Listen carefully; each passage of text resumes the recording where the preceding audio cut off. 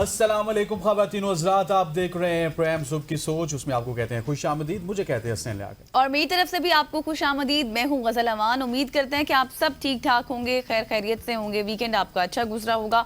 आज बहुत कुछ है आपके साथ शेयर करने वाला है, एंटरटेनमेंट से रिलेटेड भी, इंफॉर्मेशन से रिलेटेड भी। बिल्कुल ऐसी है। और जिस तरह गज़ल ने कहा कि वीकेंड आपका कैसा गुजरा होगा, तो मुझ जैसे पाकिस्तानियों का वीकेंड बहुत ही शानदार गुजरा, क्योंकि रात 11:22 में जो खुशी पाकिस्तान को मिली पाकिस्तान टीम की वजह से, वो खुशी बड़ी दीदनी थी। जहाँ पे खुद साख्ता एशिया की दूसरी बेहतरीन टीम अफगानिस्तान को पाकिस्तान ने एक वन साइडेड शिकस्त दी है। पाकिस्तान ने पहले बैटिंग करते हुए 141 रन बनाए और जवाब में ये तासुर दिया जा रहा था और हमारी तरफ से भी ये समझा जा रहा था कि अफगानिस्तान के लिए ये टारगेट अचीव करना बहुत ही आसान होगा और अफगानिस्तान शायद 14 या 15 ओवर्स में ये टारगेट अचीव कर लेगा। लेकिन पाकिस्तान के बॉलर्स ने कमाल किया। पहले शाहीन शाह अफरीदी ने विकेट ली, फिर अबरार अहमद ने, लेकिन उसके बाद आए मोहम्मद नवाज, जिन्होंने एक ही ओवर में 2 विकेट लिए, अगले ओवर में आके हैट्रिक की और यूं उन्होंने 2 ओवर्स में 4 विकेट ली और अफगानिस्तान को तहस नहस कर दिया। अफगानिस्तान की सारी टीम आउट हुई है 66 रन पे और पाकिस्तान को 75 रन से फतह हासिल हुई है। इस वक्त हमारे पास थोड़ा सा वक्त कम है, हम आगे जाके इन डिटेल इस हवाले से डिस्कशन करेंगे और हमारे साथ एक स्पोर्ट्स जर्नलिस्ट भी होंगे जो कि इसके ऊपर तज्जिया भी करेंगे। एग्जैक्टली। अब अच्छा, आपने तो अच्छी खबर बताई है, मेरे पास भी अच्छी खबर है। मैं जरा आपको तारीखी खबर बताना चाहती हूँ, क्योंकि आज है 8 सितंबर और 8 सितंबर 1965 आपको याद होगा, नेवी डे। और पाकिस्तान की जो शानदार कामयाबी थी, जिस तरह से पाकिस्तान ने भारत को धूल चटाई थी और पाकिस्तान के शाहीनों ने इतना ज़बरदस्त जो ऑपरेशन किया था कामयाबी के साथ, और भारतीय बंदरगाह पर जब ये ऑपरेशन हुआ, ऑपरेशन डवार्को जिसका नाम था, और कामयाबी के साथ पाकिस्तान ने जितना भी रेडार स्टेशन थे भारत के और जितना भी साइली तंसीबात थी, उनको कामयाबी के साथ तबाह बर्बाद कर दिया था। और उसके बाद जो पाकिस्तान की बहादुरी थी, पाकिस्तान का प्रोफेशनलिज्म था, वो पूरी दुनिया ने देखा। और आज हम इस प्लेटफॉर्म से उन तमाम शहदा को, उन तमाम गाजियों को खराज तहसीन भी पेश करते हैं, जिन्होंने पाकिस्तान के दिफा के लिए अपनी जानों के नजराने दिए हैं। बिल्कुल ऐसे है जी, हमारी तरफ से आप सबको खराज तहसीन। और वक्त क्योंकि कम है और हमारे पास मुकाबला सख्त है, तो आगे बढ़ते हैं। तो सबसे पहले हम अपनी ट्रेंडिंग स्टोरी से आगाज करते हैं। जैसे कि आप सब जानते हैं, तो सबसे पहले बात यह है कि ज़रूरत से ज़्यादा अगर आप सीसीटीवी निगरानी भी करेंगे तो वो भी हिरासगी है, क्योंकि वफाकी मुहतसिब बराए इंसदाद हिरासानी ने करार दिया है कि मुलाजमीन की मुसलसल सीसीटीवी निगरानी दफ्तर में हिरासानी के ज़ुमरे में आती है। और वफाकी बराए इंसदाद हिरासानी फौजिया वक़ार ने यह फैसला सुनाते हुए रावलपिंडी में एक निजी तालीमी इदारे के सरबराह पर सीसीटीवी कैमरों के गलत इस्तेमाल और खातून अफसर को हिरासत करने पर 50,000 रुपये जुर्माना आयद किया है। आप वैसे आपको डरा रही हैं? नहीं, मैं ये ओवरऑल बात कर रही हूँ कि ज़्यादा जहाँ भी जिस इदारे में भी सीसीटीवी कैमरे की निगरानी है, वहाँ पर इतना ज़्यादा भी आप इस हवाले से ना पैशनेट ना हो जाया करें कि नहीं देखना है हमने। ये फैसला इस वक्त सामने आया जब इदारे की एक मातहत मुलाजमा ने चीफ एग्जीक्यूटिव ऑफिसर के खिलाफ शिकायत दर्ज कराई थी कि उन्हें हद से ज़्यादा निगरानी और खौफ व खिरास का निशाना बनाया जा रहा है। और शवाहिद का जायजा लेने के बाद मुहतसिब ने करार दिया कि मुल्जिम ने गैर ज़रूरी और जानिबदाराना निगरानी की, जिसमें मुतासरा खातून की सीसीटीवी स्क्रीन शॉट्स भी भेजना शामिल था, जिससे एक खौफजदा और तकलीफ वाला माहौल ज़ाहिर पैदा हो जाता है। और वहाँ भी ऐसा ही हुआ और मुहतसिब ने इस रवैये को कानून के तहत हिरासानी करार देते हुए मुतासरा खातून को 50,000 रुपये बतौर मुआवजा देने और CEO के खिलाफ सरजनिश की सज़ा का हुक्म दिया। इसके साथ साथ दफ्तर ने बयान में कहा है कि ये केस याद दहानी है कि निगरानी को मुलाजमीन को कंट्रोल करने या फिर निशाना बनाने या खौफजदा करने के लिए इस्तेमाल नहीं किया जा सकता, क्योंकि ज़ाहिर हर किसी की एक पर्सनल प्राइवेट लाइफ होती है, तो वो उसको भी पामाल नहीं किया जा सकता। बिल्कुल ऐसे। और गज़ल की स्टोरी से अब जितने भी ऑफिस के देख रहे हैं, एग्जीक्यूटिव्स देख रहे हैं, उनसे गुजारिश है कि अपने जो भी लोग आपके बैठे होते हैं सीसीटीवी कैमरास में, उनको आपने कहना कि थोड़ा सा खवातीन के हवाले से एहतियात बरतनी है, क्योंकि आपको जुर्माना भी हो सकता है। और ये एक दफ़ा प्रेसिडेंट सेट हो गया तो अब जुर्माने की नौयत फिर कंपनी का हुजम डिफाइन करके शायद होगी। तो ये छोटी कंपनी थी, इनको थोड़ा कम जुर्माना हुआ, ये ज़्यादा भी हो सकता है। खवातीन और आगे बढ़ते हैं और आगे बढ़ते हुए आपको बताते हैं इस्लामाबाद के हवाले से, जहाँ पे एक बहुत ही मुनफरद खबर है जो कि सामने आई। इस्लामाबाद में तामीराती काम के दौरान 200 साल पुरानी मस्जिद दरियाफ्त हुई है। इस तारीखी दरियाफ्त ने शहरियों और माहिरीन आसार कदीमा की तवज्जो अपनी तरफ मबजूल करा ली है। माहिरीन आसार कदीमा के मुताबिक मुगलिया तर्ज तामीर की यह मस्जिद कभी एक खुशहाल बस्ती का मरकजी मकाम इबादत थी। इसके बाकियात में महराबी दरवाजे, महराब पे नमाज और हाथ से बनाई गई ईंटों का काम शामिल है, जो इसकी सकाफती अहमियत को उजागर करते हैं। मकामी अफराद ने हुकूमत से मुतालबा किया है कि इस नाजुक विरसे को जदीद तरक्की के बायस मिटने से पहले महफूज बनाया जाए। हुकाम ने तस्दीक किया है कि मस्जिद को कौमी विरसा फहरिस्त में शामिल करने की तजवीज़ दी गई है और हम उम्मीद करते हैं कि हुकूमत अब जल्द अज जल्द इसको रिवेम करने की कोशिश भी करेगी। बिल्कुल एग्जैक्टली, क्योंकि जब आपकी इस तरह की हिस्टोरिकल डिस्कवरीज होती हैं तो उसमें आपको पता है, और सबसे बड़ी बात ये कि ये मुगलिया तर्ज तामीर की है, तो जिसमें आपको पता है कुशादा सहन होता है, फिर दीवारों पर जो नकाशी का काम होता है वो भी बारीक बीनी से किया जाता है, तो बुलंद दीवारें जिस तरह से आप स्क्रीन में भी देख सकते हैं। तो वही बात है कि हुकूमत इसके हवाले से भी थोड़ा सोचेगी। आगे बढ़ते हैं क्योंकि हमारे पास वक्त कम है। ओलंपियन समीउल्लाह खान के मुजस्मे की हॉकी और गेंद यानी कि बॉल दोबारा गायब हो गई है। ये वैसे आपने एहतियात की है, आप ये कह सकते थे दोबारा चोरी हो गई है। हाँ, दोबारा आप ये भी कह दें। बहावलपुर के ओलंपियन और हॉकी लेजेंड समीउल्लाह खान के मुजस्मे से तीसरी बार ये चोरी हुई है। इससे पहले भी मुजस्मे के इर्द गिर्द जितने भी लोहे की ग्रिल थी वो चोरी कर ली गई थी, जिसके हवाले से हमने आपको खबर भी दी थी, जो ताहाल दोबारा अभी तक नहीं लगाई गई है। और इससे पहले हॉकी और बॉल चोरी हुई थी। ये सूरत हाल ना सिर्फ शहर के अवाम के लिए अफसोसनाक है ज़ाहिर है, बल्कि कौमी हीरो के साथ होने वाली इस गफलत की भी अक्कासी करती है कि समीउल्लाह खान जैसे आलमी शोहरत याफ्ता खिलाड़ी को खिराज तहसीन पेश करने के लिए बनाए गए इस मुजस्मे की मुनासिबत देखभाल और हिफाजत ना होना मुतल्लिका इदारों की कारकर्दगी पर एक बहुत बड़ा सवालिया निशान है, जिससे जाहिर है उनकी कारकर्दगी पर सवाल है। और ज़रूरत इस अमर की है कि फौरी तौर पर इस मुजस्मे की मरम्मत की जाए ताकि हमारे हीरोज़ की यादगारों को महफूज बनाया जा सके। बिल्कुल ऐसी गज़ल, और ये बड़ा इंपॉर्टेंट है क्योंकि हॉकी के हालात ऑलरेडी आपके सामने, और ये पाकिस्तान की शायद आखिरी वो लॉर्ड थी जो कि वर्ल्ड चैंपियन थी। ठीक है, शकील अब्बासी इन सकलेन तक हम अच्छा खेले, लेकिन ये जो ज़माना था ना जब बॉल जाती थी समीउल्लाह से कलीमुल्लाह, कलीमुल्लाह से समीउल्लाह, समीउल्लाह से कलीमुल्लाह, और होते होते फिर शहबाज सीनियर आते तो गोल हो जाता था। ये ज़माना पाकिस्तान की हॉकी का सुनहरी ज़माना है, और हमें मेरा ख्याल है कि अब इस मुजस्मे के साथ गवर्नमेंट को ये इसी प्लेटफॉर्म से बता देते कि आपने साथ CCTV कैमरा लगाना है ताकि अगली दफ़ा ऐसा कोई काम हो तो आप उस चोर को यहाँ पे CCTV कैमरा लगेगा तो फिर जुर्माना नहीं होगा। पहले वाला CCTV कैमरा था ना वो ऑफिस में आप लगाते हैं वो जुर्माने वाले, लेकिन गवर्नमेंट से गुजारिश है कि यहाँ पे आपको जुर्माना नहीं होगा, बल्कि यहाँ पे आपका जो हॉकी है और बॉल है वो सेफ रहेगा, और वो जो शख्स चुराता है उसका चेहरा भी आपके सामने आ जाएगा। आगे बढ़ते हैं खवातीन हज़रात, और आपको बताते हैं कि टॉयलेट में फोन के इस्तेमाल से क्या कुछ होता है। टॉयलेट में आजकल बहुत सारे लोग फोन इस्तेमाल करते हैं। अब मैं नहीं पूछूंगा कि मैं करती हूँ या नहीं, लेकिन मैं नहीं करती। टॉयलेट में फोन के इस्तेमाल करने से कुछ होता है, तो ये आदत एक तकलीफ दे मर्ज का शिकार बन सकती है। यकीन करना थोड़ा सा मुश्किल होगा, लेकिन मौजूदा अहद में मुतअद्दिद अफराद टॉयलेट में स्मार्टफोन्स का इस्तेमाल करने के आदी हो चुके हैं। वैसे तो ये बात ज़रूर महसूस होती है कि ऐसा कुछ हो नहीं सकता, मगर अब इसका एक बहुत बड़ा नुकसान सामने आया है। ये आदत आपको बवासीर जैसे तकलीफ दे मर्ज का शिकार बना सकती है। ये बात एक अमेरिका की यूनिवर्सिटी में तिबी तहकीक के दौरान सामने आई, और उस यूनिवर्सिटी के जो हॉस्पिटल था उसमें तहकीक हुई और बताया गया कि टॉयलेट में फ़ोन पर स्क्रॉलिंग करते हुए वक्त गुजारना आपको बवासीर का शिकार बना सकता है। इसकी वजह फ़ोन का इस्तेमाल नहीं बल्कि टॉयलेट में ज़्यादा वक्त तक बैठना है।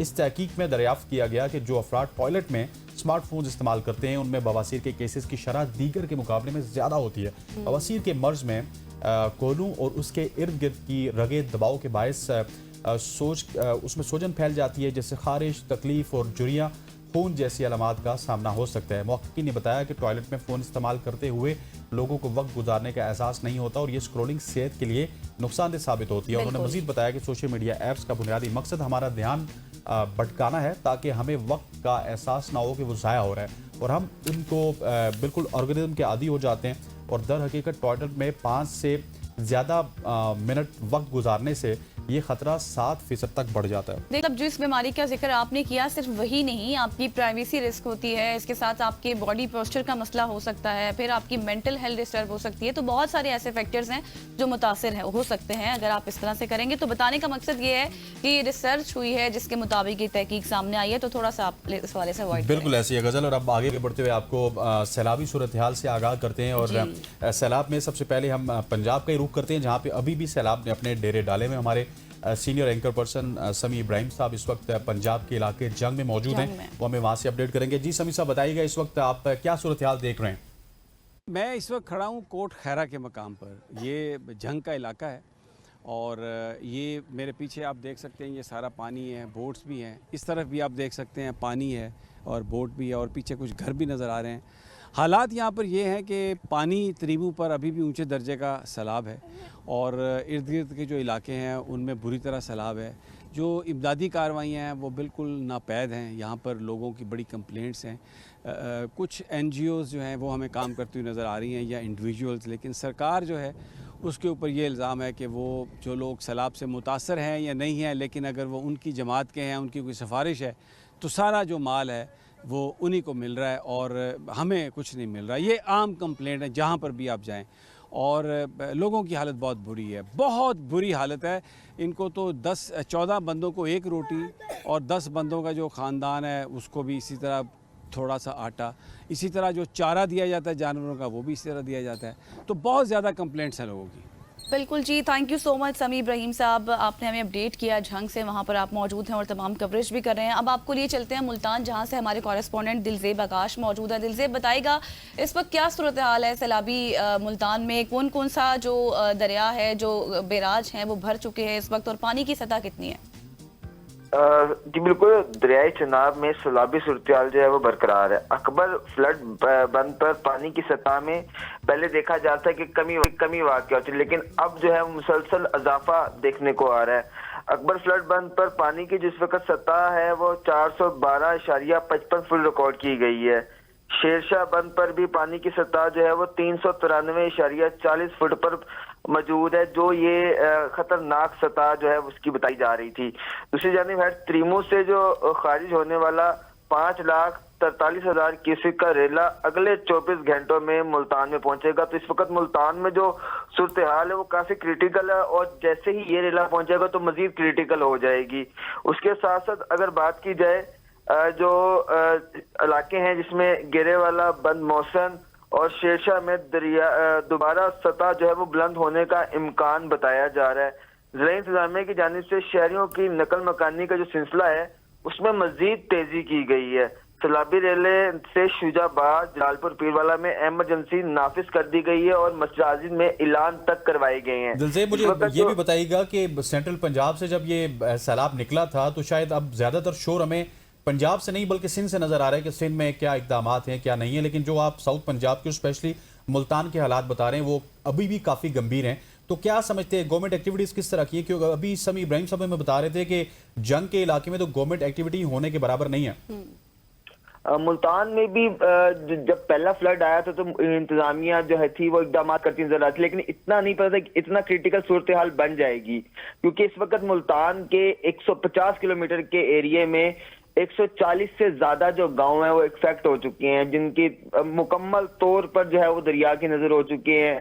और पहले बताया जाता है कि 3 लाख लोग हैं, लेकिन अब वो 3 लाख लोग से 5 लाख तक लोग पहुंच गए हैं, जिसमें से इंतजामिया की जानिब से बताया जा रहा है कि 4.5 लाख लोग रेस्क्यू कर लिए गए। लेकिन हमने जब सर्वे किया है, हम वहाँ खुद गए हैं, उन इलाकों में गए हैं जहाँ पर अभी भी लोग बस रहे हैं, तो उनकी तादाद मजीद ज्यादा है। अभी इंतजामिया जो है वो फ्लड कैंप में भी इजाफा कर रही है, लेकिन कोई खातरखा इकदाम नजर नहीं आ रहे हैं। फ्लड कैंप की सूरत हाल जो है वो बहुत बुरी है, बारिश आ जाती है तो वहाँ पानी खड़ा हो जाता है। उसके अलावा जो वहाँ पे बिजली का निजाम है वो बेहतर नहीं है, लोगों को खाना जो है वो प्रोवाइड टाइम से नहीं हो रहा है। दिलजेब ये भी बताएं, क्योंकि इससे पहले हमें ये अपडेट्स मिल रही थी कि वहां से लोग नकल मकानी नहीं करना चाहते, अब की क्या सूरत हाल है? अब क्या लोगों को मुंतकिल किया जा रहा है, और जहां मुंतकिल किया जा रहा है वहां पर कैसी सूरत हाल है? क्योंकि लोग ये भी कह रहे थे कि हम वापस आ रहे हैं, बाद में देखा जाएगा कि क्या होता है क्या नहीं।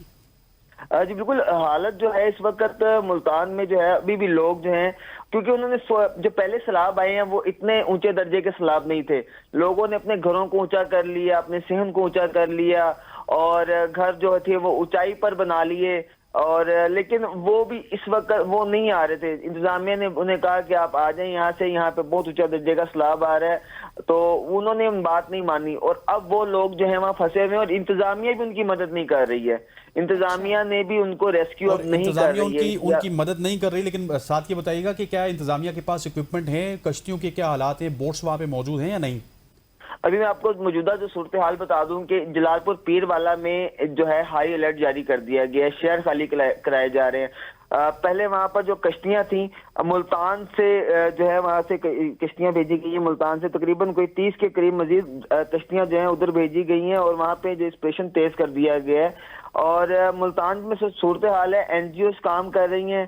खास तौर पे हमने देखा है कि जो सियासी रहनुमा है वो इस वक्त काफी एक्टिव नजर आ रहे हैं। इंतजामिया जो है इस वक्त उनका ज्यादा फोकस जलालपुर पीरवाला की तरफ चला गया। मैं आपको फिर से जलालपुर पीरवाला की सिचुएशन बताता चलूं कि दरियाए चनाब और दरिया सतलुज का जो सैलाबी रेला है वो दरिया चनाब जो मुल्तान की एक तहसील है जलालपुर पीरवाला, उसको घेर लिया उसने मुकम्मल तौर पर। गुज़श्ता रात से नकल मकानी के ऐलानात जो हैं वो बार बार किए जा रहे हैं। खान बेला की बस्ती, अकरम वाला और दरापुर से गुज़श्ता रात 143 अफराद को रेस्क्यू किया गया है। इंतजामिया और पुलिस और रेस्क्यू टीमें लोगों को नकल मकानी की मदद फराहम कर रही हैं। सही, इंतजामिया अलर्ट है, उनको मदद भी फराहम की जा रही है, लेकिन कहीं ना कहीं जो लोग वो मुंतकिल नहीं होना चाहते, कहीं से मुंतकिल हो भी रहे हैं। थैंक यू सो मच दिलजेबा काश, आप हमारे साथ मौजूद थे, जो सूरत हाल इस वक्त बन रही है उस हवाले से अपडेट कर रहे थे। यहाँ पर लेंगे एक ब्रेक के बाद वापस आएंगे। स्टे विद अस।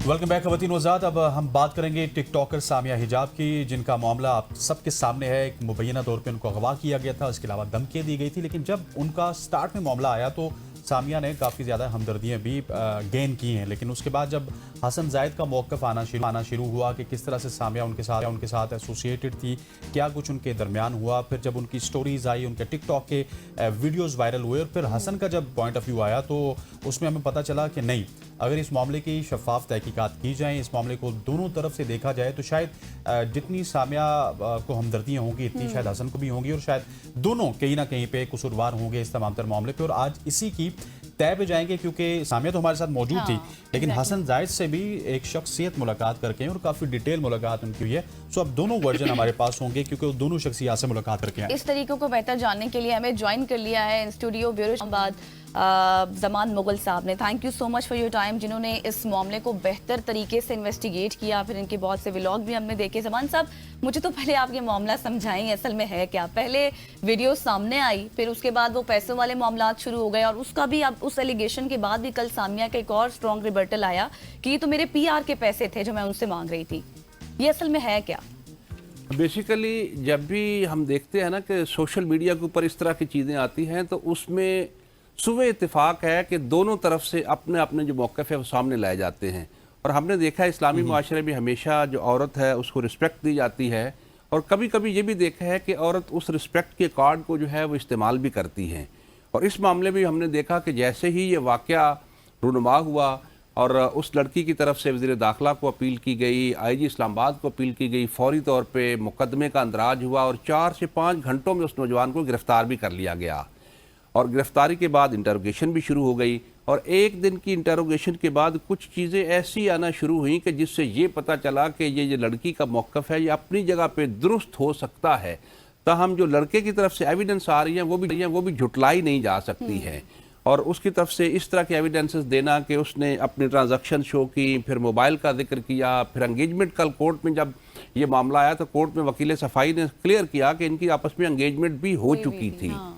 अब जहां आके चीज़ फंसती है वो ये है कि हमारे माशरे में ये चीज़ गलत पनप रही है कि जो यंग जनरेशन है उनकी आपस में होती है, उसमें जब पार्टीज होती है तो वहाँ पे कई लोग ऐड हो जाते हैं, फिर उनकी रिलेशनशिप जो है वो एक से दूसरे से तीसरे की तरफ जब जाती है तो उसमें लोग प्रोवोक करते हैं, उकसाते हैं। और इसी तरह का मामला जो है इस केस में भी सामने आया कि एक नौजवान ने मुबैना तौर पर प्रोवोक किया, तो जो पहले की रिलेशनशिप थी उसको ख़राब किया गया, और उसको ख़राब करने के बाद जो है ये मामला FIR तक आया, फिर गिरफ्तारी भी हुई, और गिरफ्तारी के बाद 5 दिन का कोर्ट ने रिमांड भी दिया। और कल फिर जब उसको पेश किया तो पुलिस ने कहा कि हमें कुछ मज़ीद तहकीकात भी करनी है और कुछ चीज़ें भी बरामद करनी है। अदालत ने बड़ी फ़राखदिली के साथ मज़ीद 3 दिन का रिमांड भी दिया है। अब इस रिमांड के बाद उनकी इन्वेस्टिगेशन किस हद तक आगे पहुँचती है उसके बाद देखना होगा कि दोनों में से मौक़िफ़ किसका मजबूत है। और मैं बज़ाहिर ये समझता हूँ कि दोनों में से जब इंटरोगेशन मुकम्मल होगी तो शायद इस वक्त जो बंदा सुलाखों के पीछे है उसका मौक़िफ़ जो है मजबूत निकलेगा। ठीक हो गया। अच्छा, मुझे ये बताइएगा मुगल साहब, आपने इस हवाले से तहकीक भी की है कि सुनने में आया है और मुबैना तौर पर लोग इसको रिपोर्ट भी कर रहे हैं कि जो लड़की गाड़ी इस्तेमाल कर रही थी वो भी उस लड़के की थी, उसके घर का रेंट भी वो लड़का देता था, और फिर ये भी सुनने में आ रहा है कि 1 महीना पहले या फिर 1 हफ्ता पहले ये एक निजी होटल में इन्होंने रात भी गुजारी, वहीं से मामला खराब हुआ जब दूसरे लड़कों के मैसेज देखे हसन जायद ने। और 6 रोड वो रहती थी पहले, और उसके बाद फिर बाद में E11 शिफ्ट हुई। हाँ, ये जो बात आपने की 6 रोड वाली, ये हैरान को नम्र है कि जब चकवाल में पंजाब ग्रुप ऑफ कॉलेजेस का एक इवेंट हुआ था, वहाँ पे एक वीडियो वायरल हुई थी, उसको लोकल लोगों ने बड़ा नापसंद किया था और वहीं पे उनके खिलाफ जो तनकीद हुई तो ये फैमिली जो है वहाँ से शिफ्ट होकर पिंडी आ गए और पिंडी एक हॉस्टल में जिसका किराया ऑलमोस्ट 8,000 था और बाद में उसका किराया बढ़ के 10,000 हुआ, उसमें वो रहायश पजीर थी और वहाँ से 1.5 लाख किराए का इस्लामाबाद का मकान है उस पर आते हैं और लड़के का जो मौक़िफ़ है कि वो किराया भी मैं ही अफोर्ड करता था और जो रेंट वेंट्स हैं गाड़ियों के वो भी मैं ही अफोर्ड करता था और उसके अलावा दीगर जो मामलात हैं वो भी हमारी जिम्मेदारी ही थी। तो जब इन चीज़ों को देखा जाता है तो दूसरी तरफ से जब रिबटल आता है तो वो सिर्फ ये आता है कि जी जब तल्लक होता है और दोस्ती होती है तो उसमें गिफ्ट लिए भी जाते हैं, दिए भी जाते हैं, तो ये कोई इतना मजबूत ना तो मैं समझता हूँ कोई मौक़िफ़ है और ना ही इसको कहीं भी पजीराई मिलनी है। क्योंकि अब पुलिस के पास जिस तरह की एविडेंसेस आ रही हैं, मैंने एक पहले भी प्रोग्राम में ये रिपोर्ट हुआ था तो मैंने उस पर अपना मौक़िफ़ दिया था कि पुलिस के पास ऐसे शवाहिद आ रहे हैं कि वो शायद मैं बयान नहीं कर सकता, आप वो ऑन एयर नहीं कर सकते और सुनने वाला कोई उसको सुन नहीं सकता।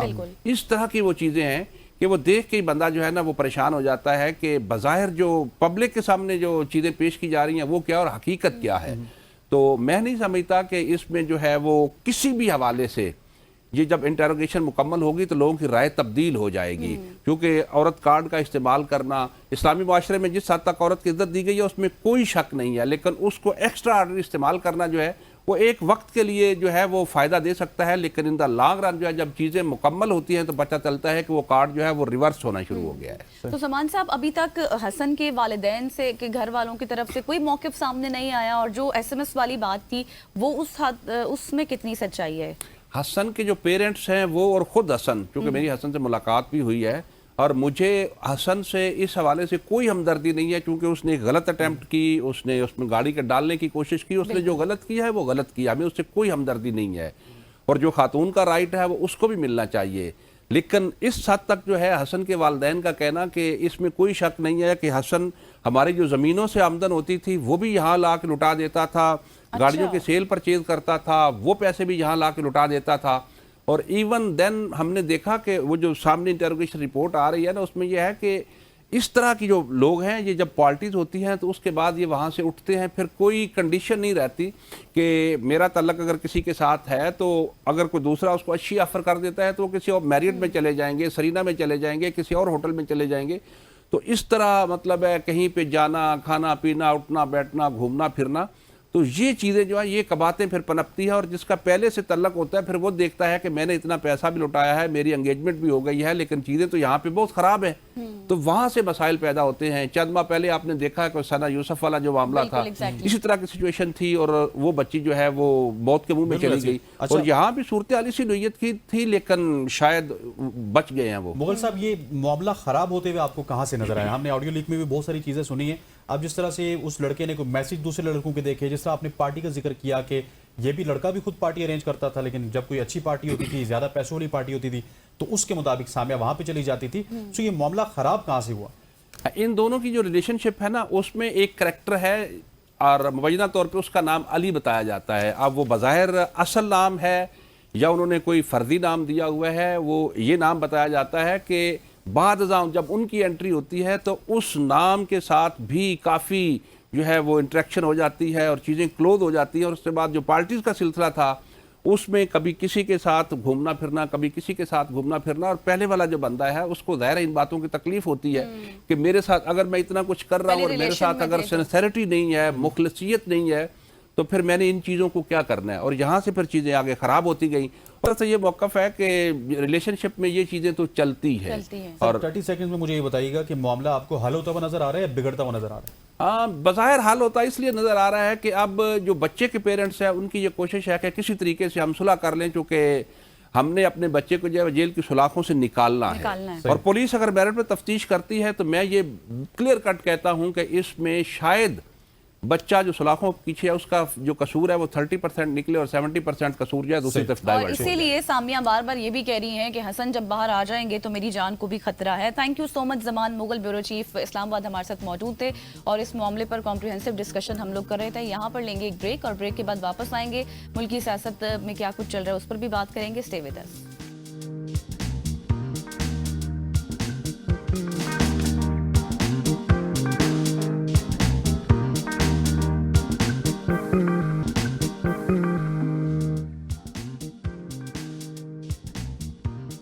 Welcome back after the break. और अब कुछ बात कर लेते हैं सैलाबी सूरत हाल की जो सिंध में इस वक्त जारी है, क्योंकि सिंध में सैलाबी सूरत हाल के पेश नज़र सूबाई rain and flood emergency monitoring cell की रिपोर्ट के मुताबिक सूबे के मुख्तलिफ डिवीजन्स और अजला की 44 जो आप ये कई यूनियन काउंसिल्स हैं उनमें 1651 देहात मुतासर हो सकते हैं। पिछले 24 घंटों के दौरान मुख्तलिफ अजला से 6288 अफराद को महफूज मकामात पर मुंतकिल किया जा चुका है और अभी भी शदीद बारिशों की पेश गोई की जा रही है। अभी क्या सूरत हाल है जानने के लिए हमारे साथ मौजूद है तहसीन आबदी, आप स्पोक पर्सन हैं सिंध गवर्नमेंट की, इसके साथ साथ आप इंचार्ज हैं flood relief camp Sindh. Thank you so much for your time.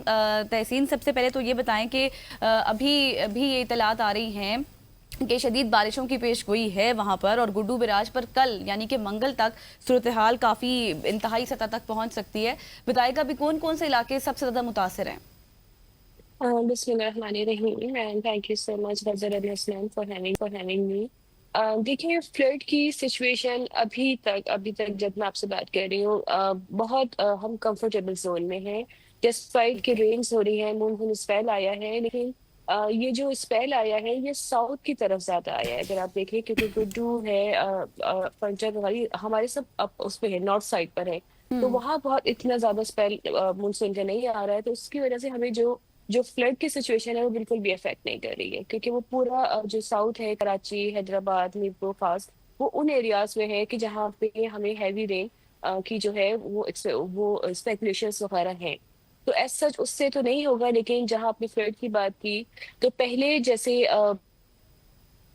PDM की जो असेसमेंट थी कि जी 1.1 मिलियन क्यूसेक आएगा, तो उससे 16.5 लाख लोग जो हैं वो इफेक्ट हो सकते थे, जिसमें 16,051 गांव थे, 5 लाख से ज्यादा जो है लाइफ स्टॉक था जो इफेक्ट हो सकता था। लेकिन क्योंकि अल्हम्दुलिल्लाह वॉल्यूम बहुत नीचे आ गए, जैसे इरिगेशन डिपार्टमेंट की स्पेकुलेशन थी कि जी 7 लाख क्यूसेक से ज्यादा नहीं जाएगा, तो अभी भी 7 और 8 के बीच में, क्योंकि जिस तरह ट्रिमो से आया है, पंजनत में जिस तरह 6 लाख के वॉल्यूम्स आ रहे हैं और गुड्डू के आते आते जो है 6.25 लाख 5.5 लाख के करीब के वॉल्यूम्स बन रहे हैं, तो वो 9 को हिट करेंगे और ऑलमोस्ट 7.5 या 8 लाख के करीब हिट करेगा। तो उससे हमारे पास जो approximately 3,24,000 people most likely to be displaced, और इसी तरह लाइफ स्टॉक है हमारा, और हमने अपने तमाम जो इंतजाम किए थे वो सुपर फ्लड के किए थे हमने, तो उसमें हमने 16.5 लाख लोगों की जो है वो इवैक्यूएशन, उनकी रिहेबिलिटेशन, उनके लिए जो हमने कैंप्स बनाए थे, उसमें टेंट्स भी थे, उसमें स्कूल्स भी थे, उसमें डिफरेंट बिल्डिंग्स भी थी, उनमें तमाम उनके इंतजाम मौजूद थे। तो अब तो माशाल्लाह से फिगर हाफ मतलब 1/4 समझे रह गया है कि जो लोग डिस्प्लेस हो रहे हैं उनकी भी जो इवैक्यूएशन है उसका प्रोसेस बहुत एक्सपीडाइट कर दिया है। जैसे कल के जो फिगर्स थे वो 1,28,000 के थे, तो अब मोस्ट लाइकली अब उससे भी कहीं ज्यादा बढ़ गए होंगे, फिगर्स बढ़ गए हैं, क्योंकि लोगों को शुरू में लोग तो रेजिस्ट कर रहे थे बहुत ज्यादा, लेकिन हमारी पूरी प्लानिंग पूरी थी कि जी हमें बाय फोर्स भी निकालना पड़ा, तो हमें लाइफ से उनको सेव करना है। एक और इम्पोर्टेंट बात मैं आपको ये बताऊंगी कि लोग जो वहां से इवैक्यूएशन हो रही है, जो गवर्नमेंट ने इतने सारे हमारे कैंप्स हैं, मेडिकल कैंप्स हैं, रिलीफ कैंप्स हैं, वहां पे अभी तक एक बंदा भी नहीं आया है, मतलब कल तक की जो हमारे फिगर्स है वो एक इंसान भी वहां पे नहीं आया है। वो प्रेफर कर रहे हैं कच्चे वालों ने, या तो जो रिवराइन एरियाज के लोग हैं उन्होंने पक्के के एरिया में अपने घर बनाए हुए, या वो अपने रिलेटिव्स के जा रहे हैं, तो वो अपने जानवरों को भी इवन लेके वहीं पर जा रहे हैं, तो वो रिलीफ कैंप्स पे नहीं आ रहे हैं। लेकिन अल्लाह ने करेगा अगर कोई फंसा रह जाता, कुछ हो जाता है, एक तो हमारे पास लाइफ बोट्स के भी इंतजाम हैं, उसमें हमारे साथ नेवी है, आर्मी है, वो तमाम उन लोगों की बोट्स भी हमारे साथ जो है हमारे साथ कोलैबोरेशन में है वो, तो हमें किसी भी तरह का एज सच इशू नहीं नजर आ रहा। We are very much comfortable right now, we are very much confident कि हम लोगों को बहुत बहुत बाहिफाजत जो है ये सही हो गया। अच्छा तहसीन, मुझे साथ ये भी बताइएगा कि स्टार्ट में जो जितने भी लोग थे वो बहुत ज़्यादा रिलैक्टेंट नज़र आ रहे थे कि वो अपनी जगह नहीं छोड़ेंगे और गवर्नमेंट की फैसिलिटी में ट्रांसफ़र नहीं होंगे। अब गवर्नमेंट फैसिलिटी के हवाले से हमें बताइएगा कि कितना ज़्यादा आप लोग प्रिपेयर्ड हैं, फैसिलिटीज़ कितनी ज़्यादा हैं। डेफिनेटली एक शख्स ने अपना घर छोड़ना है तो उसको वो फैसिलिटीज़ तो आप नहीं दे सकते, लेकिन जो बेसिक नीड्स हैं वो किस हद तक आप लोग इक्विप्ड हैं? मैं ये बता रही थी कि हम we are 100% prepared, we are 100% fully equipped, कि हर चीज हमारे पास मौजूद है। इवन कि हमने जो मैपिंग की हुई थी एक एक गांव की, एक एक घर की, कि किस घर में कितने जो है मेल हैं, कितनी फीमेल हैं, कितने बच्चे हैं, तो हमारे पास तमाम चीजें मैपिंग हमारी मौजूद है, पूरा डेटा मौजूद है। हमने उसके अकॉर्डिंगली जो इंतजाम किए हैं, जो रिलीफ कैंप्स हैं उसमें दवाइयाँ भी हैं, उसमें खुराक भी है, मॉस्किटो नेट है, और जो वैक्सीन वगैरह होती है, क्योंकि इन तरह के फ्लड्स के बाद जो है अब वो स्नैक बाइट के केसेस बहुत ज्यादा आते हैं, डिफरेंट इन्फेक्शन हैं, डायरिया है, मलेरिया है, इस तरह की बीमारियां बहुत आती हैं, डॉग बाइट के केसेस बहुत आते हैं। तो उन तमाम चीज़ों की वैक्सीनेशन, तमाम चीज़ों की अद्विया, तमाम कंसर्न डॉक्टर्स, अगर खवातीन प्रेगनेंट हैं तो गायनेकोलॉजिस्ट, और उसके रिलेटेड जितने भी मेडिसिन है, वो तमाम चीज़ें वाफिद मकदार में मौजूद हैं। लेकिन again your point was right कि लोग अब दे आर स्टिल रिलक्टेंट, वो नहीं आ रहे हैं गवर्नमेंट कैंप्स में, क्योंकि वो प्रेफर कर रहे हैं, जैसे बात है, जो अपने घर की बात होती है, आप उनको कितनी भी अच्छी जगह पे ले जाएं, लेकिन घर अपना आपका घर तो छोटा अपना सा घर ही भी होता है। झोपड़ी भी है ना, तो आप उसमें भी आपको सुकून मिलेगा, आपको कहीं सुकून नहीं मिलना। ये बहुत नेचुरल सी बात है। तो वो सही। प्रेफर कर रहे हैं कि जो उनके कच्चे वालों के जो पक्के के एरिया में घर है, या तो वहां पे मूव करें, या फिर जो उनके रिश्तेदारों के घर है वो वहां जाए। रिलीफ कैंप में कल तक कोई एक भी नहीं आया था। वो कैंप में सिर्फ लोग, हम हमारी जो इंतजामिया वो वेट कर रही है कि अगर कोई आएगा, क्योंकि इवैक्यूएशन तो हमने काफी हद तक करवा ली है, बाकी भी मुसलसल मैंने बताया कि प्रोसेस बड़ा एक्सपीडाइट कर दिया है हमने, और अगर खुदा न खास्ता कोई फंसा रह जाता है तो उसके लिए भी हमारे पास इंतजाम हैं। सही। जी। अच्छा तहसीन, लास्टली मुझे ये भी बता दीजिएगा जल्दी से कि जिस तरह कच्चे के इलाके की आपने बात की है, वो हम देख रहे थे कि वो मुकम्मल तौर पर डूब चुका था और वहाँ के लोग काफ़ी मुतासिर थे। जो रिपोर्ट्स हमारे सामने आ रही थी उसमें भी देखा जा सकता था।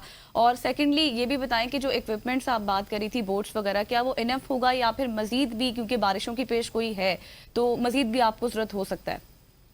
देखिए, नहीं, बोर्ड्स वगैरह तो हमारे अपने पास जो 192 के करीब हमारी अपनी थी, पीटीएमए की, सेंट्रल गवर्नमेंट की। फिर जो पाक आर्मी ने अपनी बोर्ड्स दी हमें, नेवी की जो बोर्ड्स हैं वो अप्रोक्सीमेटली 292 या से ज्यादा के फिगर्स हैं, और ये इसमें भी हमें इजाफा किया जा सकता है। लेकिन मैं अगेन कहूंगी कि ये जो मानसून का स्पेल है, ये जो फ्लड आ रहा है, ये नॉर्थ साइड पर आ रहा है। सुनकी, गुड्डू है, सखर है, कोटरी है, ये नॉर्थ साइड पर आते है। ये फ्लड बारिशें जो है, ये जो है साउथ साइड पे आ रही है, कराची, हैदराबाद, सक्खर, मीरपुर खास। तो इस वजह से वहां पे बारिशों का जो हैवी स्पेल्स है वो हमारी तरफ आ रहे हैं, लाइक साउथ की तरफ आ रहे हैं। ठीक तो जो फ्लड जो है वो नॉर्थ की तरफ है, तो उससे एज सच इफेक्ट होने का कोई इतना खतरा ज्यादा ठीक हो गया effective Tahseen, wish you good luck. आप क्योंकि इंचार्ज भी हैं इस रिलीफ कैंप की, तो उम्मीद करते हैं कि आप जिस तरह से बेहतर एडवांस में तरीके से प्रिपरेशन अंजाम कर रही हैं, दें। तो इसी तरह से रिजल्ट्स भी अच्छे हैं सिंध गवर्नमेंट के लिए। थैंक यू सो मच हो जाएगा खवातीन और यहाँ पे वक्त हो चाहते हैं एक शॉर्ट से कमर्शियल ब्रेक का, ब्रेक लेते हैं, वापस आते हैं, हमारे साथ रहिए।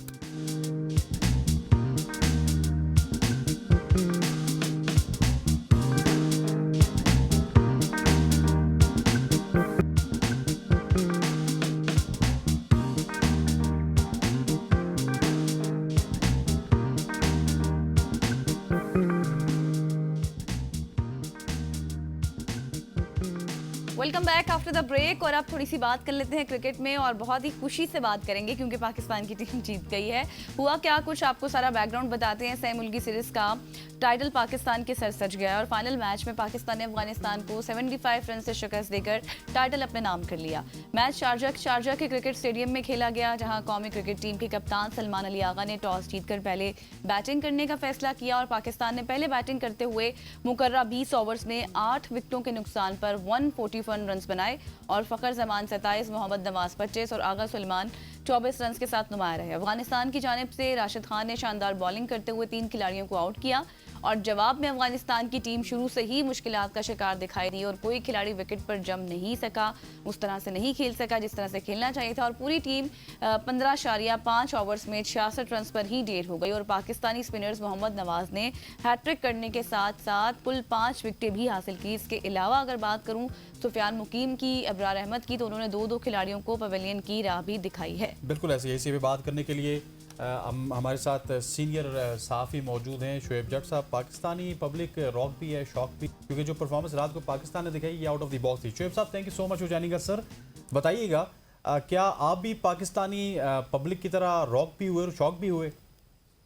हसनैन, मैं बहुत ज़्यादा खुश हूँ क्योंकि एक लंबे अरसे के बाद पाकिस्तान टीम ने बताया कि उसमें दमखम है और वो जो है मैच विनर्स खिलाड़ियों पर मुश्तमिल है। एक लंबे अरसे से हम इस चीज़ को मिस कर रहे थे। ऑल दो के जो है अभी भी अगर आप देखें यूएई और अफगानिस्तान, उनको अगर हम जाके इंटरनेशनली देखते हैं तो बड़ी टीमें नहीं कहलाती।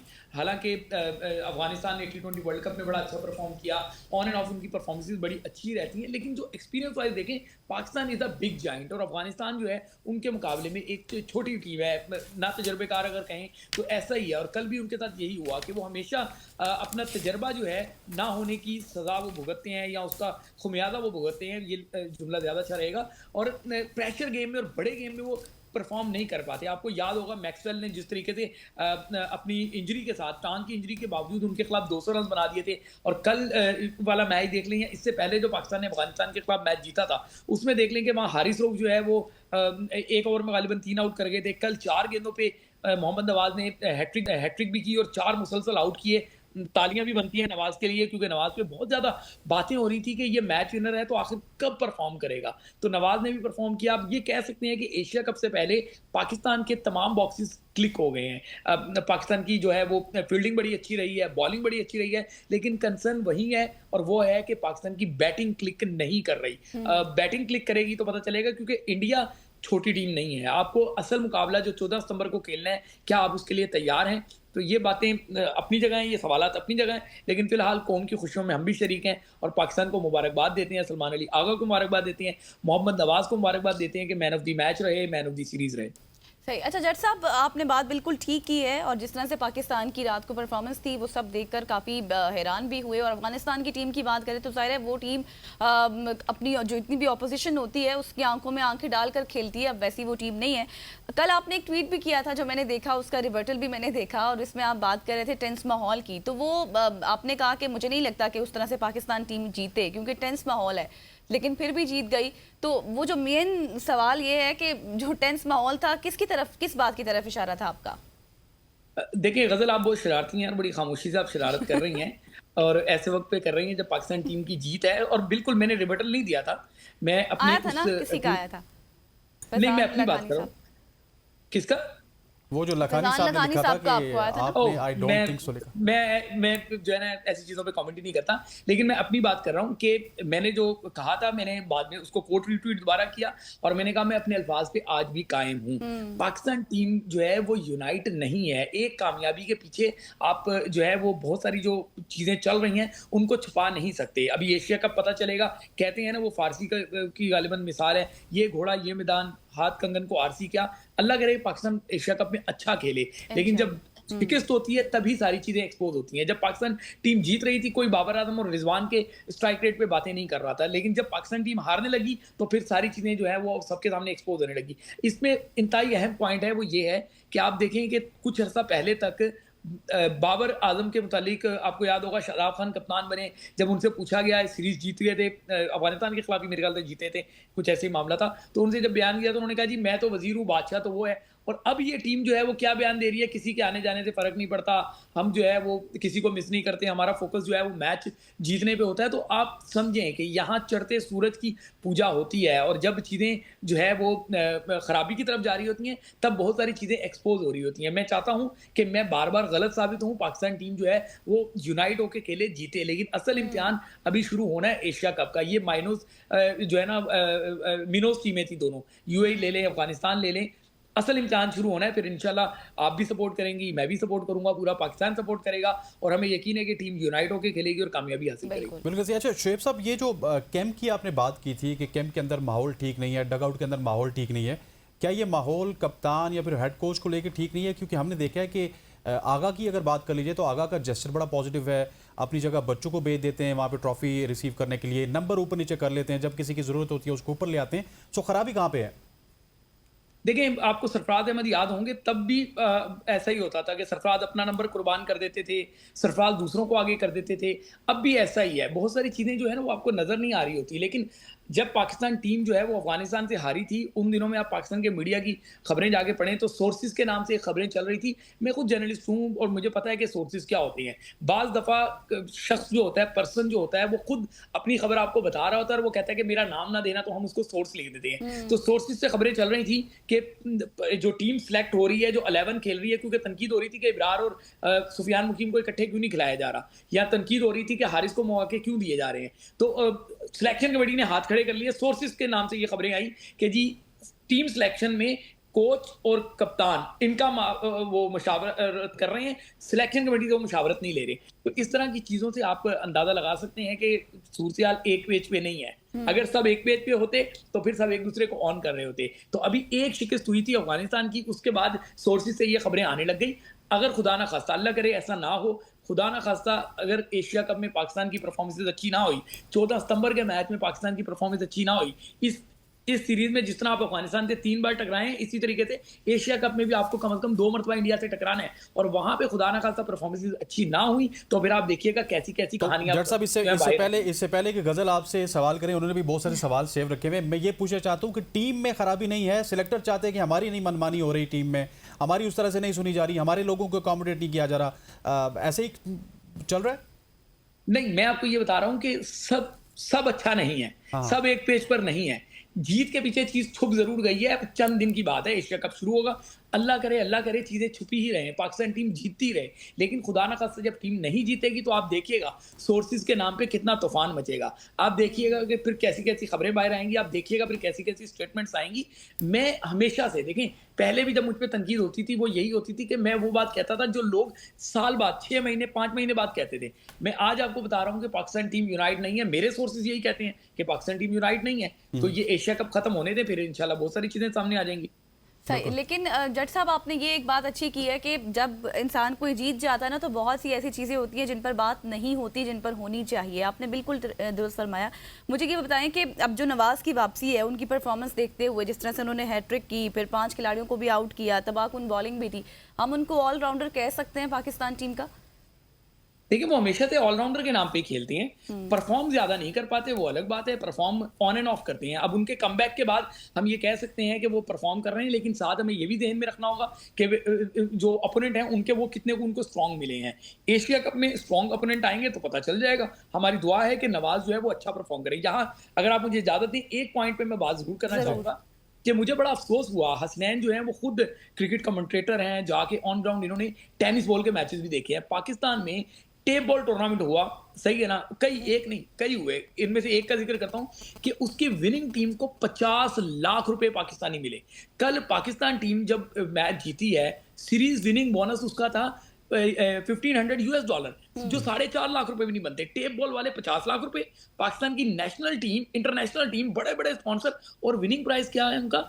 सिर्फ $1500, यानी कि 4.5 लाख रुपए पाकिस्तान, वो भी पूरे नहीं बनते। इसी तरीके से आप नवाज को देखें कि उसको मैन ऑफ द मैच जो मिला, मैन ऑफ द मैच का मिला, वो $500 थे, यानी कि तकरीबन 1 लाख रुपया पाकिस्तानी लगा लें आप, सही है ना, 1.5 लाख रुपए शायद, सही है। इसी तरीके से आप उनको देख लें, फिर नवाज को ही मैन ऑफ द सीरीज का दिया गया अवार्ड, और वो उसको $1000 दिया है। तो $1000 के आप जाके देखें 3-3.25 लाख रुपए बनते हैं। तो ये तो पाकिस्तान का स्टैंडर्ड है कि आप टेप बॉल की क्रिकेट में खिलाड़ी 50-50 लाख रुपए उनको टीमों को मिल रहे हैं, और पाकिस्तान की टीम जो है वो 4.5 लाख रुपए उसको विनिंग प्राइस मिल रहा है। तो आप अंदाजा लगा सकते हैं कि पाकिस्तान का क्रिकेट का ब्रांड कहां पे चला गया। जाहिर है बड़ी स्पॉन्सरशिप नहीं आई होगी, जब बड़ी स्पॉन्सरशिप नहीं आई होगी तो फिर पाकिस्तान को जो है वो विनिंग प्राइस भी इतना कम मिला है कि उसमें मुझे तो कम से कम बतौर क्रिकेट जर्नलिस्ट मैं एक छोटा सा पॉइंट ऐड करना चाहता हूँ। मैं बिल्कुल आपसे एग्री करता हूँ कि सर बड़ी स्पॉन्सरशिप तब आएगी जब पीसीबी इन लोगों में घिरा हुआ नहीं होगा ना। एक ही तो स्पॉन्सर है, एक ही बंदा है जो सारे स्पॉन्सर ढूंढ के देता है। वो पीएसएल में भी ढूंढ के देता है, वो ट्राई सीरीज में भी ढूंढ के देता है, उसने अफगानिस्तान के खिलाफ भी ढूंढ के देना है। तो उसने तो अपने ताल्लुकात बनाए हुए और वो इस नेक्सस से बाहर ही नहीं निकल पा रहा ना। हसनैन, आप, मुझे पता है कि पाकिस्तान के चंद बाखबर सहाफ़ियों में से आप एक सहाफ़ी हैं, और स्पोर्ट्स के हवाले से आपकी ग्रिप इतनी अच्छी है, खिलाड़ी आपसे बहुत ज़्यादा राब्ते में, ऑफिशियल बहुत ज़्यादा राब्ते में, तो आप बिल्कुल सही नफ्स पे हाथ रख रहे हैं कि प्रॉब्लम ही यही है कि पाकिस्तान अपना कैनवस बड़ा नहीं कर रहा, पाकिस्तान अपने कैनवस को छोटा कर रहा है। बहरहाल खुशी की बात है, हम इतनी ज़्यादा कड़वी बातें करेंगे तो लोग कहेंगे कि ये तनकीद करते रहते हैं। तनकीद के लिए भी एशिया कप पड़ा है, अल्लाह करे पे ऐसा मौका ना मिले हमें कि हम तनकीद करें। बट बात यह है कि कामयाबी पे जितना पाकिस्तान टीम को मुबारकबाद दी जाए कम है। सलमान अली आगा ने अच्छा परफॉर्म किया, नवाज ने अच्छा परफॉर्म किया, फ़हीम अशरफ पे मैं बहुत ज़्यादा तनकीद करता हूं, लेकिन उन्होंने इस सीरीज में अच्छा परफॉर्म किया। लेकिन अभी भी कुछ बॉक्सेस हैं जो टिक नहीं हो रहे। अभी भी फ़खर जमान जो है उनको आप देख लें कि कंसिस्टेंट नहीं है। मोहम्मद हारिस हैं, मुसलसल फ्लॉप हो रहे हैं, मुसलसल फ्लॉप हो रहे हैं, और चेयरमैन कहते हैं कि उन्हें सपोर्ट किया जाए, ट्रोल ना किया जाए। इसी तरीके से आप देखें कि साइम अयूब जो हैं वो बड़ी गेम में परफॉर्म नहीं कर रहे, छोटी टीमों के खिलाफ उनकी परफॉर्मेंस आ जाती है। और भी आप जाके देखेंगे तो बहुत सारे बॉक्सेस ऐसे हैं जो टिक नहीं है। तो असल इम्तिहान मैं फिर कह रहा हूँ कि एशिया कप है, हम आपको मुबारकबाद देते हैं। जज साहब, एशिया कप की आप बात कर रहे हैं तो एशिया कप भी अब ज़ाहिर स्टार्ट होने वाला है। अब मैं देख रही थी कल बहुत से साबिक क्रिकेटर्स जो हैं वो मशवरे भी दे रहे थे खिलाड़ियों को कि आपने बेहतरी करनी है, बॉलिंग में स्पिनर्स के साथ जाना है। तो आपको भी यही लगता है कि क्या क्या चेंजिंग्स की जरूरत होगी फिर?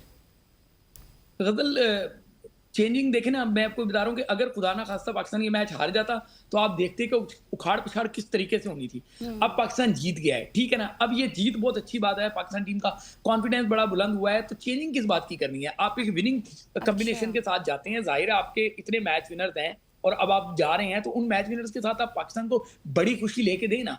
आप देखें, आपको याद होगा बहुत सारे इवेंट्स ऐसे होते हैं जिनमें आप अगर इंडिया के खिलाफ जीत जाते हैं ना, तो कौम आपसे खुश हो जाती है, फिर आप कौम कहती है कि बस ये आपने कामयाबी हमें दिलवा दी, हमें समझेंगे वो इवेंट ही दिलवा दिया। तो पाकिस्तान एशिया कप सिर्फ तारीख में 2 मरतबा जीता है, एक मरतबा मोइन खान ने जितवाया था, एक मरतबा मिसबाहुल हक की कप्तानी में जीते थे। तो अब सलमान अली आगा के पास ये मौका है कि वो पाकिस्तान को एशिया कप जितवाएं। खुदा ना खास्ता पाकिस्तान अगर एशिया कप का टाइटल नहीं जीतता तो कम से कम इंडिया को जरूर शिकस्त दे। आखिरी मरतबा एशिया कप में जब हम इंडिया से टकराए थे तब हम बहुत बुरी तरीके से हारे थे। अब इंडिया की टीम यंग गन्स पे मुश्तमिल है, पाकिस्तान के लड़के भी यंगस्टर्स हैं लेकिन परफॉर्म कर रहे हैं। कल को ये जो है ना वो एक्सक्यूज नहीं होगा किसी के पास कि जी हम जो है वो रिदम में नहीं आ पाए थे। रिदम आ गया आपके पास, अच्छी बात है, उम्मीद है कि पाकिस्तान एशिया कप में अच्छा परफॉर्म करेगा। कैसे करना है जट साहब, थोड़ा सा moving forward towards Asia cup, अब एशिया कप की बात गजल ने छेड़ भी दी है। सो मुझे ये बताइएगा कि क्या एज ए क्रिकेट एनालिस्ट या क्रिकेट एक्सपर्ट, आपको पिछले 15-20 साल से तो मैं जानता हूँ आप क्रिकेट कवर करते हैं, आपको लगता है कि पाकिस्तान की बॉलिंग ऑन इस डे हर टीम को आंखें दिखा सकती है? क्योंकि मुझे अनफॉर्चुनेटली कल अगर नवाज को आप बाहर निकालते तो हमारी बॉलिंग में वो दमखम या वो मैच विनर मौजूद नहीं है अभी तक भी। हसनैन, आपने जो सवाल किया है ना, उस सवाल पे फिर आपको ट्रोल करवाया जाएगा। ये मैं आपको बता दूं कि बाकायदा ट्रोल करवाया जाता है। जो सच बोलते हैं उनको फिर इसकी भारी कीमत उठाना पड़ती है। कि उनको जो है वो बहुत ज्यादा उनके खिलाफ एक मुहिम सी चला दी जाती है। बात आपकी बिल्कुल सही है कि आप जीते हैं, हम इसको अप्रिशिएट कर रहे हैं, लेकिन जब आप मॉडर्न डे क्रिकेट को देखते हैं, उसी दिन जब पाकिस्तान 140 रन पे जो है वो बना सका 20 ओवर में, उधर इंग्लैंड ने जो 50 ओवर में 414 रन बना दिए थे। सही है ना? तो अब मॉडर्न डे क्रिकेट बहुत आगे जा चुकी है। आप देखें कि श्रीलंका की टीम जो है वो 6ठे नंबर पे आके, परेरा, मेरे ख्याल से परेरा नाम है उसका शायद, अगर मैं नाम गलत ले रहा हूं, तो उन्होंने आके अभी 6ठे नंबर पे आके अपनी टीम को जितवाया है। तो पाकिस्तान को ये देखना होगा पाकिस्तान का 5वां और 6ठा नंबर कौन है। पाकिस्तान के बॉलर्स को देखना होगा कि हारिस जो है, मोहम्मद हारिस, वो सारे हारिस रऊफ जो है वो सारे मैचेस में परफॉर्म क्यों नहीं करते। आपको ये देखना होगा कि आपके स्पिनर्स को, सुफियान मुकीम को आप इन आउट करके खिलाएंगे तो उसका रिदम कैसे आएगा। कल आपका नवाज चल गया, नवाज बहुत लंबे अरसे से खेल रहा है, कोई पहली मरतबा नहीं खेला, लेकिन नवाज मुसलसल क्यों नहीं परफॉर्म करता। पाकिस्तान को याद होगा जो इंडिया से आप मैच हारे थे तब भी नवाज को ओवर पकड़ाया था आखिरी, जिसमें हारिस रऊफ को भी छक्का लगा था, आपको याद होगा वो मैच, ठीक है ना।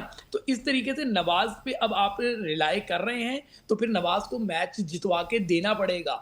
पाकिस्तान के लिए अफगानिस्तान की कामयाबी कोई बहुत बड़ी कामयाबी नहीं है, ठीक है। पाकिस्तान के लिए जो बड़ी कामयाबी है वो कामयाबी है कि आपने इंडिया को हराना है। श्रीलंका की टीम इस टाइम टूटी हुई टीम है, आप उसको भी हरा सकते हैं और हराना चाहिए, लेकिन असल इम्तिहान 14 सितंबर को इंडिया के खिलाफ है।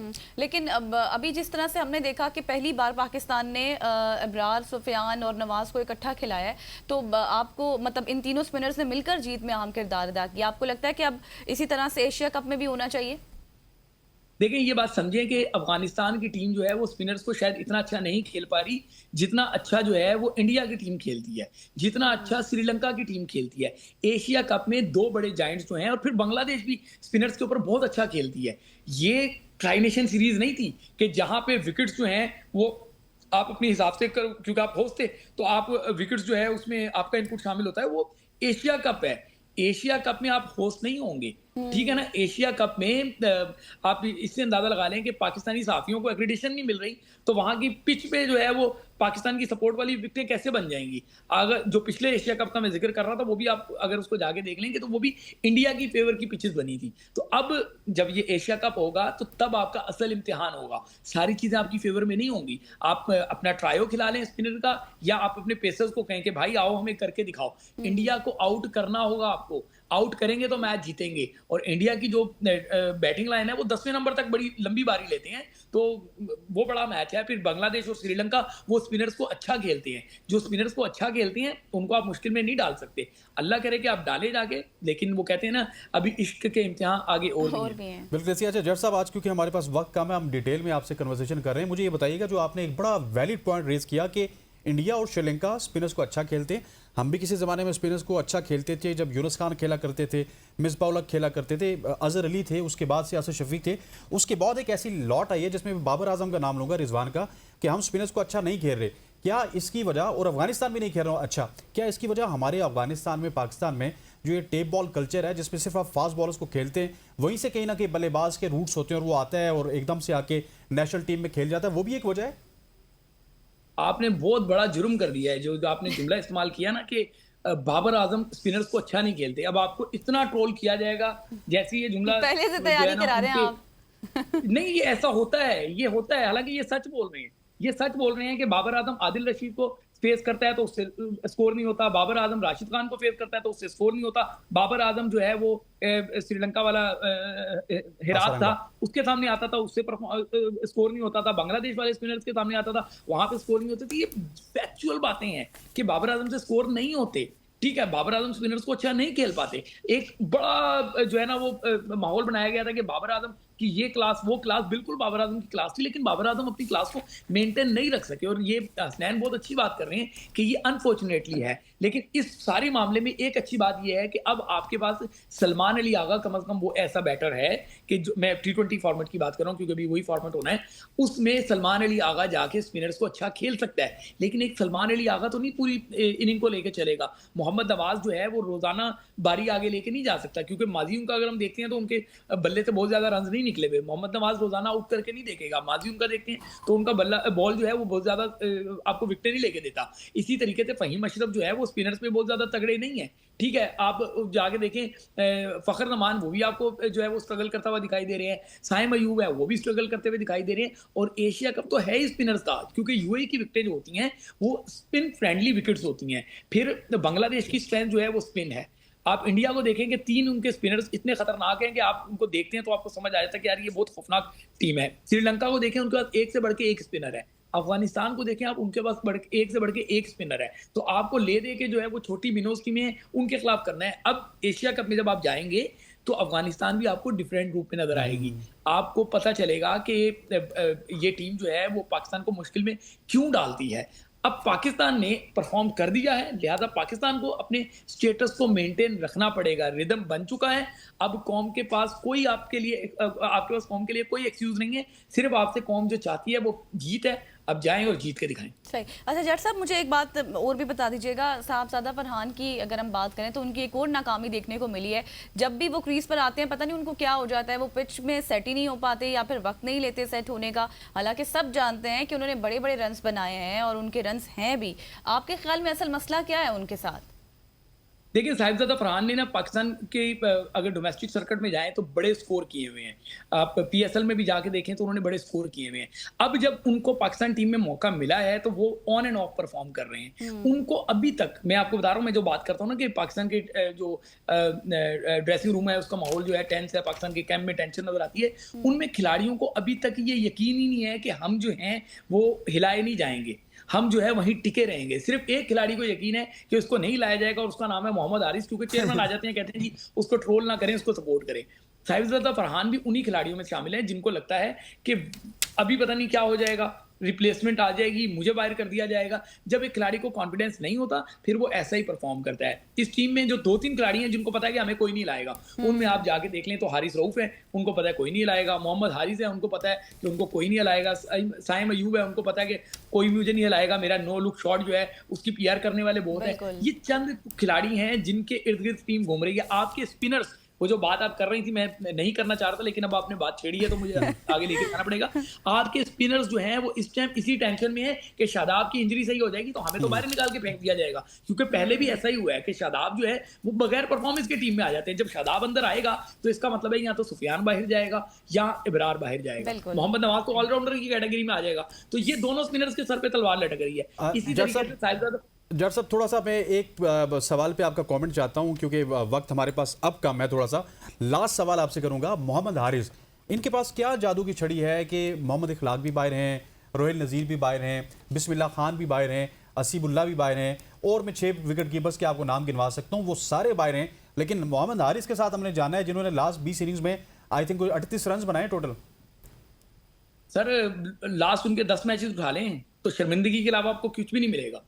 सही है। फिर वो जो आउट हुए हैं, इन 10 के 10 आउट आप निकाल लें तो आपको पता चलेगा कि बॉलें इतनी अच्छी नहीं पड़ी, वो अपनी गलती से आउट हो रहे हैं। उनको शौक है विकेट थ्रो करने का और उनको पता है कि कुछ भी नहीं होगा, कोई मामला नहीं है। और पाकिस्तान क्रिकेट इस टाइम अनफॉर्चुनेटली मुझे कहना पड़ेगा कि स्पोर्ट्स जर्नलिस्ट सच नहीं बोल पा रहे, या तो वो पूरा सच नहीं बोल पा रहे या वो सच बोल ही नहीं पा रहे। तो उस वजह से कोई तनकीद करने को तैयार नहीं है, कोई बात करने को तैयार नहीं है। पाकिस्तान ने इतना बड़ा, पाकिस्तान क्रिकेट बोर्ड ने मामला कर दिया कि पहली मरतबा शायद हो रहा है कि कराची को मैच नहीं मिले। ठीक है, कराची जो पाकिस्तान की क्रिकेट का सबसे बड़ा स्टेडियम रखता है, देखें इंडिया में जैसे वो उनका नरेंद्र मोदी स्टेडियम है सबसे बड़ा, या ऑस्ट्रेलिया चले जाए तो मेलबर्न उनका सबसे बड़ा है, इंग्लैंड में चले जाए तो लॉर्ड सबसे बड़ा है। पाकिस्तान का सबसे बड़ा और वाहिद पाकिस्तान की प्रॉपर्टी जो स्टेडियम है वो नेशनल स्टेडियम कराची है। आप उसमें मैचेस नहीं करवा रहे, एक सीरीज नहीं, सिर्फ जनूबी अफ्रीका का टूर ही नहीं, आप देखें कि ट्राई नेशन सीरीज जो होनी है पाकिस्तान, अफगानिस्तान और तीसरी टीम की, उसमें भी जो है वो नहीं है, कराची नहीं है। तो इस तरह उसके बावजूद कोई बोलने को तैयार नहीं है। तो आप समझ सकते हैं कि पाकिस्तान क्या स्पोर्ट्स जर्नलिज्म सिस्टम कितने घुटे हुए माहौल में जी रहा है। तो ऐसे में कोई मोहम्मद हारिस पे कैसे बात करेगा कि मोहम्मद हारिस लेकिन जज साहब आपको इस प्लेटफॉर्म पर सिर्फ और सिर्फ सच्चाई ही मिलेगी, क्योंकि हम लोग सच बोलते हैं। Thank you so much for your time. आपसे काफ़ी लंबी हमने डिस्कशन की है जो कुछ इस वक्त चल रहा है, क्योंकि अब ज़ाहिर एशिया कप भी आने वाला है, क्या कुछ बेहतरी हो सकती है, क्या कुछ नहीं हो सकती। बिल्कुल ऐसी है गज़ल। ख़वातीन ज़ात, ये थी आज की हमारी सुबह की सोच। हम उम्मीद करते हैं कि आपको इस सुबह की सोच पसंद आई होगी। मुझे गज़ल अशरफ को और हमारी पूरी प्रोडक्शन टीम को इजाज़त दीजिए। अल्लाह हाफ़िज़।